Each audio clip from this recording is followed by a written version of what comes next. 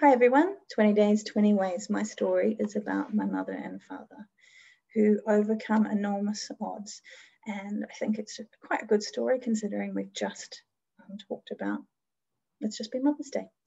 So my mum and dad met in their late 20s. My mother got married to my father when she was 26. And a year after they got married, her feet stopped working and she could not move her legs and she ended up in a wheelchair. And she was diagnosed with multiple sclerosis, which is a neurological condition, stops the messages going through to your body and telling them to do what to do, to do things. So at this time, it was a pretty serious diagnosis because there wasn't the treatment that there is nowadays, and most people didn't live 10 years beyond the diagnosis. My parents were determined that this is not the life that they wanted to lead, and that they were going to do everything in their power to lead the life that they wanted to as married people. So every day, my father would pick up my mum, he would carry her to the car, he would drive 20 minutes and he would throw her into the water here and she would swim up and down the beach. He would stand there and he would watch her, he would look after her and make sure that she was safe. When she said she couldn't do it, he said, "You can." When she was too tired, he would make her do it. He wasn't a yes man. He wasn't an enabler. He was the person that supported her when she needed it, but also pushed her when she thought she couldn't. They were told that they couldn't have children, but clearly they didn't take that advice. Despite the risk to her health, she had myself and then she had my brother, and she did almost die giving birth to my brother, but she thought that it was worth it because that was the life she wanted.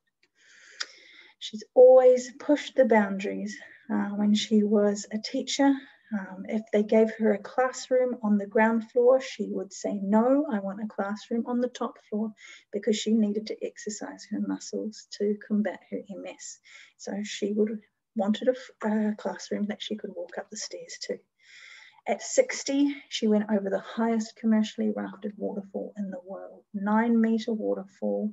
She got herself in that raft. She went over that waterfall, and at the end, she was the one that got herself out of that raft and walked up the hill. In her 70s, she suffered a stroke, which combination of MS and a stroke makes it really difficult to walk, makes you really tired. But she wanted to come and meet me and my son and my husband in Vietnam. She got herself on that plane. She flew to Vietnam.